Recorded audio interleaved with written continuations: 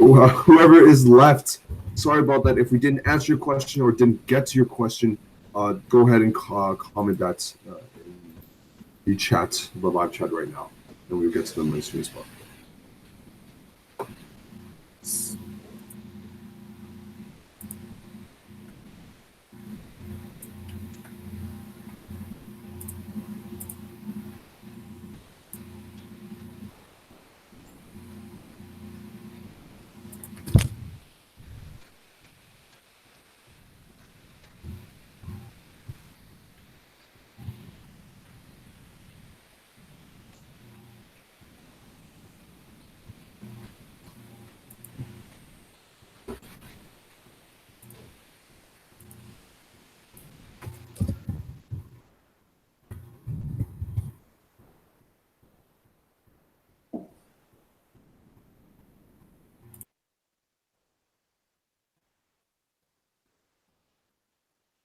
So we have a question from Alan Liu.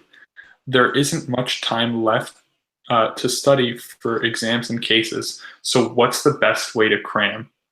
So personally, for me, what I've done in the past is if I needed to cram, I would review old exams. The way I practice in advance is I have a stack of practice exams, which is pretty typical, and I go through all of them.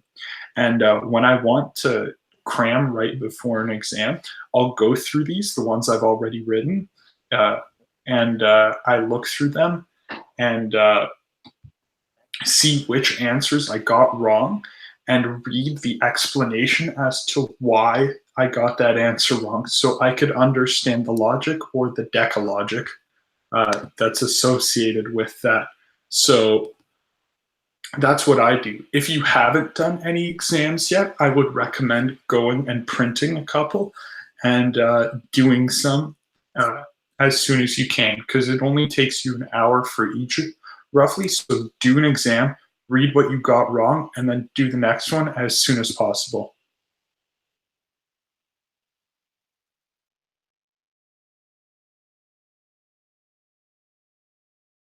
Yeah, just to add to that question, one of the ways that I study for MCs, especially when I'm trying to cram, is I will do as much of it as possible.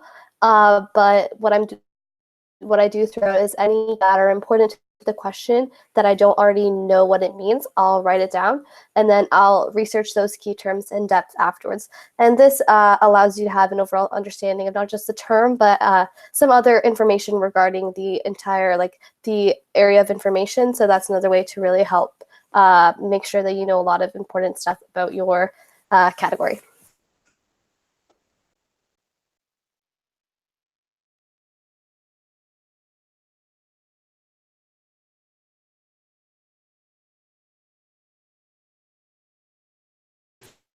Okay, our next question from Dhruv. I think I read this somewhere, but I'm not sure. Does an oral competitor have to be paired with judges 1 and 6 or 2 and 7, etc.?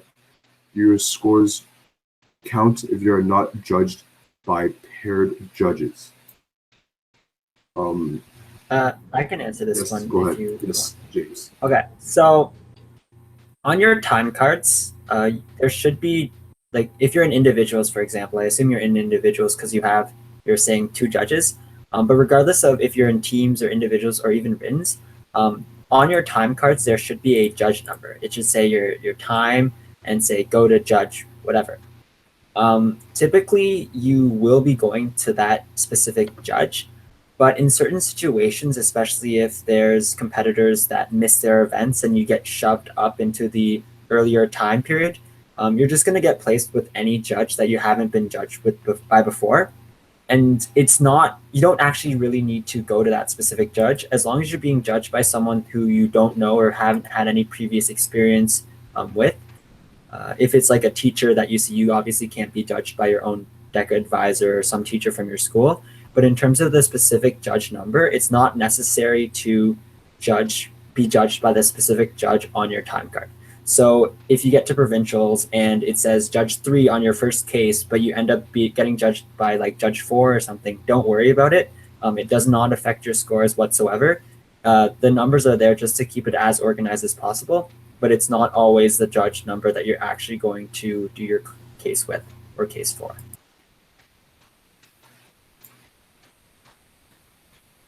Okay, Harry, would you like to take care of the next question? Yeah, for sure. So Selena asked, what are your favorite visuals to use for orals? Yeah, so I guess visuals, what the type of visual really depends on the case study. And there are several types that I usually use in my presentation. So if I do case study that's related with economics, I usually draw like a supply and demand graph for like to describe, like say the supply demand of my product or something. And someone that I use more frequently is a promotional poster. So you can, if you do a promotional plan, if you're doing a promotional case study, you can draw a poster of that's related with your case situation, that's related with your company. So say you're doing a promotional plan for a cruise ship, you can draw a cruise ship and then like have like big headings of whatever. So make it a little bit artistic and presentable in the way that like, as an advertisement. And thirdly, I can use a flow chart as one of the visuals to describe to organize my case study. I usually use a flow chart to describe like the sectors that I want to discuss in my presentation, the PIs, like all of my points, and I usually connect them with a flow chart. So I guess that's also a visual that you can use to organize your case study. And just make sure to you really relate your visual to your case study. And relating your visual matters more than just utilizing a visual. So having a good connection is very important.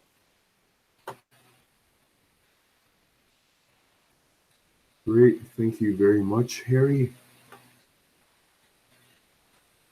Okay, from Admiral, what sort of props can we bring to our written presentation? And so there is, in the events guidelines for every individual written event, there are specific guidelines and restrictions to the specific sizes and kinds of props you can bring in.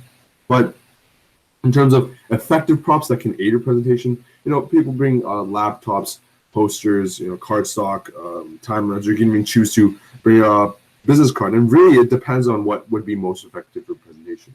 Other people may also choose to bring in not too extravagant prototypes, but again, maybe even prototypes that, as long as they adhere to the guidelines that are on the website, bring them. Okay, next one from Hema. Do you have any tips to end your presentation in a way that will leave an impact on the judge or help you stand out when they compare it to others? Guillaume, would you like to answer that one? Yep. Okay, so one thing I would suggest is always, and this is one of the most simple things ever, but always end it off in a smile.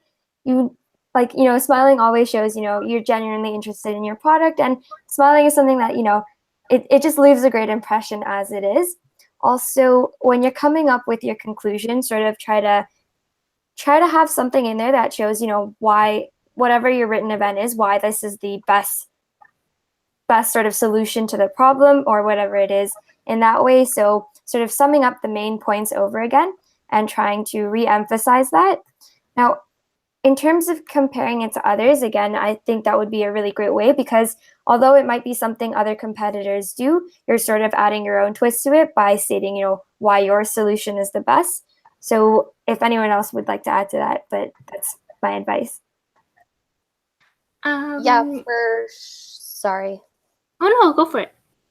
So if your written presentation has any overarching themes, or like Jin said, if you used any anecdotes, especially in your introduction, it might be very strong to reiterate those in your conclusion, or have some sort of element that is presented in your presentation that comes full circle. This gives not only your presentation a sense of conclusion, but your judge a sense of conclusion. I think also, just to add to that, I think the difficulty for most people is not just how to end it, but how to maintain your judge's attention throughout the entire thing. So that's something else to keep as food for thought.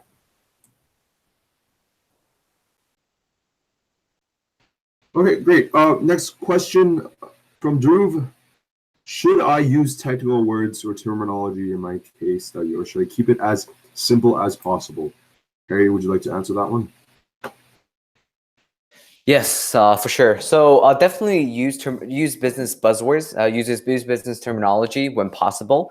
Like the judges like to hear business terminology, and definitely it also depends on your case study. So make sure you fit in. Don't just throw terminology at the judge. Make sure you want to fit your terminology at the right place in your presentation so that you can clearly convey your ideas. So use terminology when possible, and that will really help your presentation.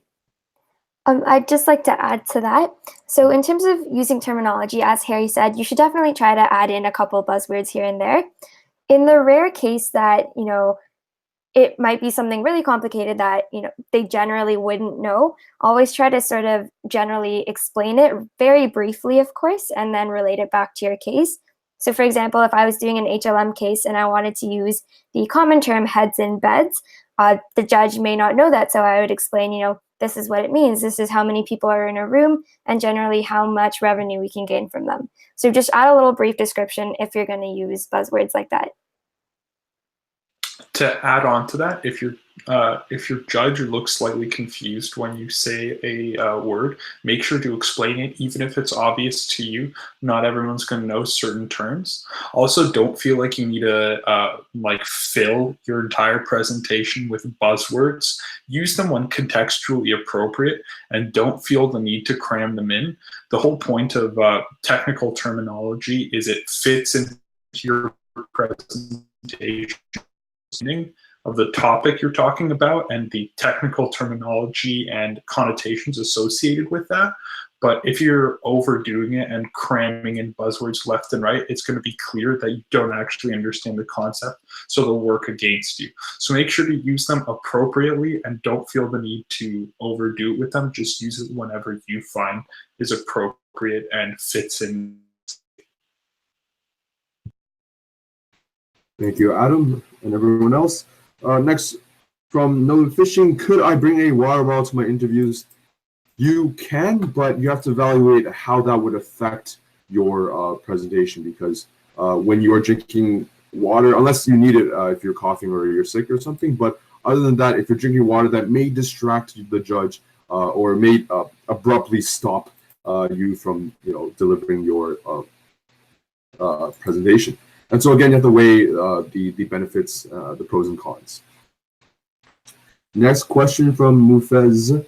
What's your best advice for mastering an orals case? I believe that has been answered before with all our tips and advice in terms of perfecting the orals case.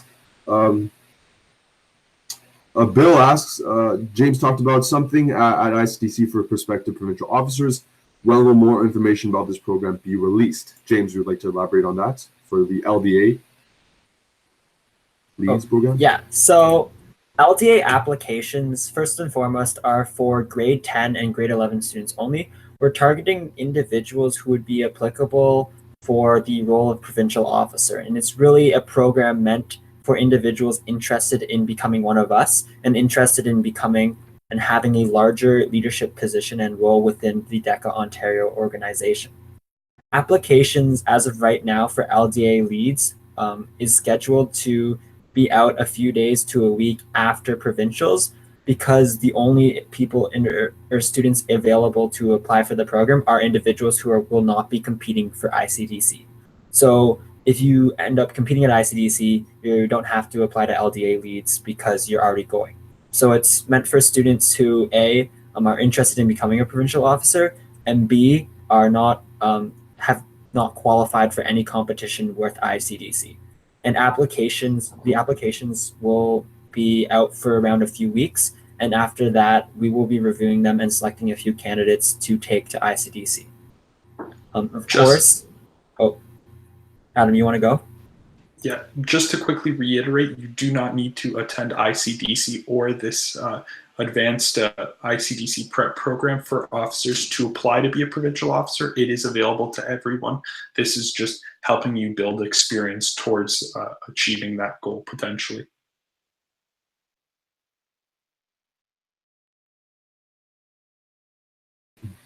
Great, thank you guys for that. Next question from Animal. In a written presentation, what is the specific layout of the presentation area? We have a poster board, so I'm wondering if there is a table to place on, or we have to bring a stand of sorts. The table that you have for the written presentation is not that big. It is wide, but again, you have to take note that the judge is, well, there would be a single judge, and so if you spread your items too far across, would that be too distracting? Would that be too wide of an area for the judge to perceive a presentation? In terms of the width that you have, really, it's I'd say around this much. Don't assume that you have that much space for your written props, and so for large poster boards and things of those sorts, definitely I would recommend you bring a stand. All right, our last question as of now from Cynthia. Any tips for sleepy judges or competitors among the last to present? Okay, Serena, would you like to answer that? Sure. So I think part of it is you want to capture your judge's attention and make sure that whatever you say in the first 5 seconds is something that will wow the judge, or at least sort of bring them back in and say, like, hello, a person is talking to you, please pay attention. One way I might suggest for you to prepare for that is to prepare an introduction beforehand. So come up with something that's maybe 15 seconds long, that's super high energy, and that will help you connect to your judge.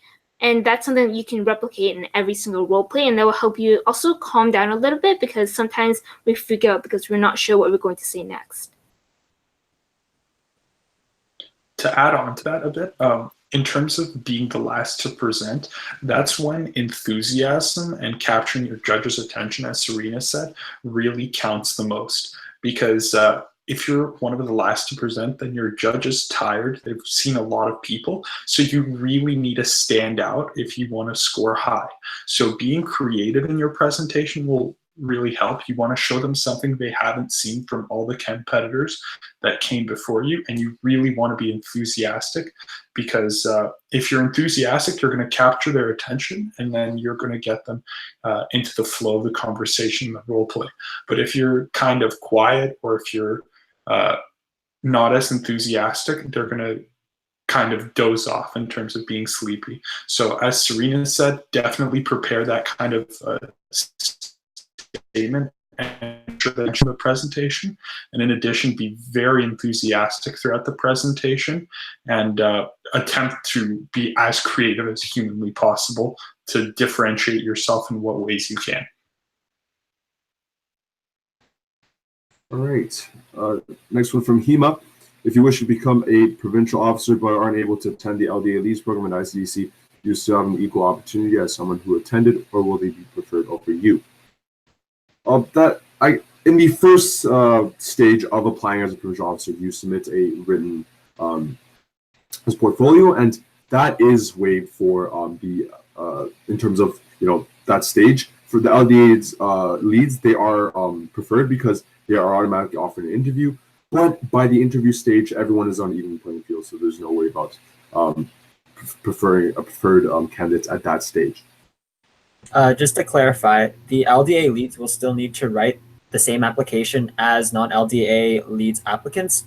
The primary difference, there is no advantage to being LDAs aside from the fact that you automatically make it to the interview stage.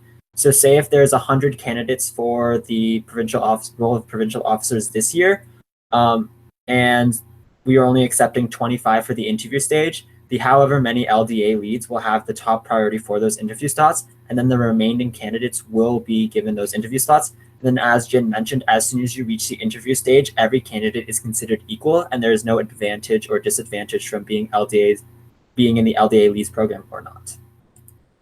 To further clarify a bit, the written application by no stretch is the primary deciding factor. So the interview is really the biggest place where the decisions are made as to whether you're picked as a provincial officer or not. So it's important. So everyone is pretty much at an even playing field, and they're not given a preference to LDA leads by the interview stage. The interview by the interview, as Jin said, you're on a level playing field, and that's really where the decision comes in. Okay, next one from Barton. You talked about how to study for MCs, but how should you study orals with the limited time you have? Guillaume, would you like to answer that? All right, so in terms of studying for orals, I'd again say to sort of, if you've taken any performance indicator notes, try to go through them as, you know, just skim through them. You don't necessarily have to memorize what the info for each PI. Also, something important is sort of like, you know, just practicing the simple introduction and conclusion and sort of having ones that you can alter for each case. So simply like saying, hi, my name is this, and I'm this position. It's a pleasure to meet you. Also, if you have any sort of definitions, like a vocabulary list of like key performance indicators in your industry or sort of any articles that you've listed out, just try to read through those as much as you can. But other than that, I strongly recommend not trying to cram in information last minute. Again, it just sort of stresses you out more than necessary. But if you need, just skim through any notes that you have. That's always one of the most helpful ways.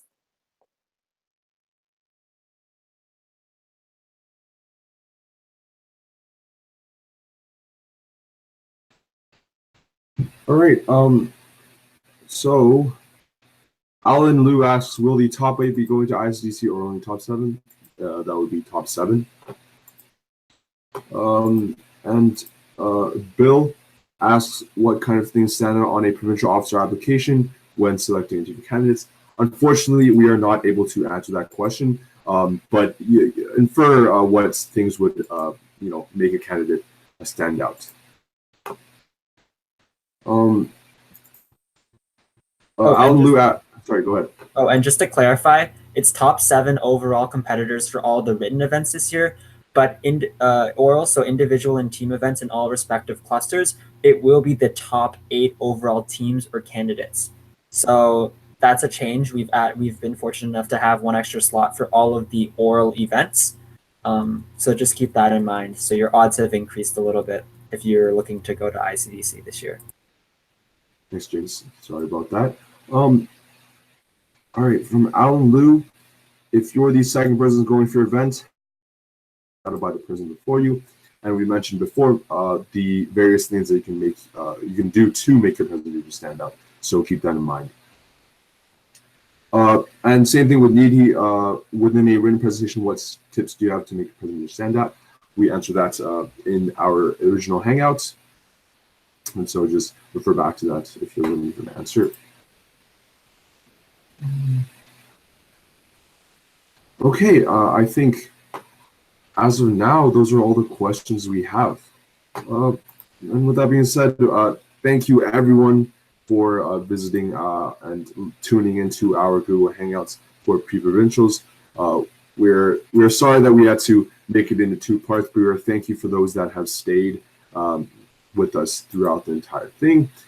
If you have any questions or concerns or any as of now, please feel free to message or email any one of us to find out. With that being said, good night, everyone. We'd like to thank you all again for tuning in. And with that, thank you. Bye, everyone.